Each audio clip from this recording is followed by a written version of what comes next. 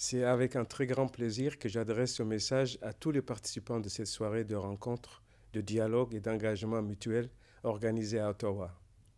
Je tiens à remercier l'Association canadienne pour la promotion des héritages africains et en particulier Abdi Bile Dirir pour cette initiative et pour avoir voulu associer l'UNESCO à cet important événement autour de l'histoire générale de l'Afrique. Comme vous le savez, l'engagement de l'UNESCO de produire une histoire de l'Afrique débarrassée des préjugés raciaux forgés durant l'esclavage et la colonisation répondait dès 1964 à une demande légitime des États africains nouvellement indépendants, celle de décoloniser le discours sur leur passé et de se le réapproprier. S'il y a un continent dont l'histoire a été malmenée, falsifiée, dénigrée et qui a besoin de revisiter son histoire pour construire son futur, c'est bien l'Afrique. Cette reconquête de sa propre histoire constitue un des piliers de la renaissance culturelle africaine à laquelle aspire l'Union africaine. L'UNESCO a mobilisé durant 35 ans plus de 350 spécialistes, dont les plus grands intellectuels et chercheurs africains de l'époque, pour élaborer les 8 volumes de la collection de l'histoire générale de l'Afrique. Cette collection raconte l'histoire des peuples africains sur plus de 3 millions d'années et démontre avec rigueur et de manière scientifique comment ces peuples ont contribué au progrès général de l'humanité. Cette histoire n'est pas seulement celle des Africains ou des Afro-descendants, c'est aussi l'histoire de tout le monde, car elle parle des origines du genre humain, de l'éclosion des premières civilisations humaines qui ont inventé les éléments fondamentaux qui caractérisent l'humanité par rapport aux autres êtres vivants.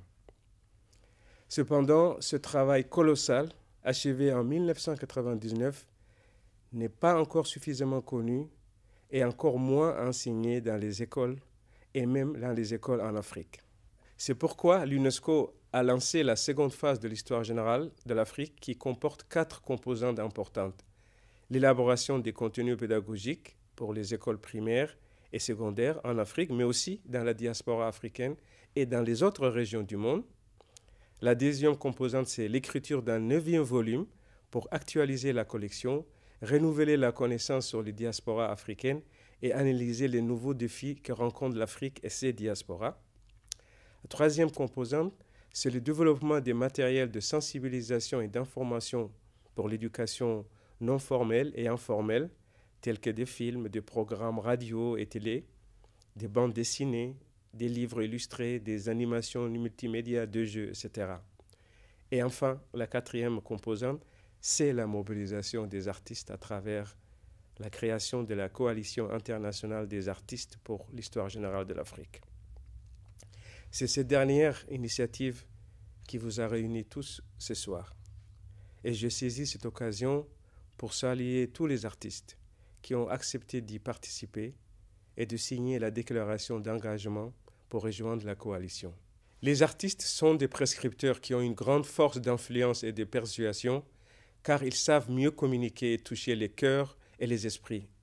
Ce sont des alliés cruciaux pour nous aider à sortir l'histoire générale de l'Afrique des cercles universitaires et académiques et la rendre au grand public et surtout à la jeunesse du monde par la musique, le cinéma, les arts plastiques, la littérature, la danse, etc.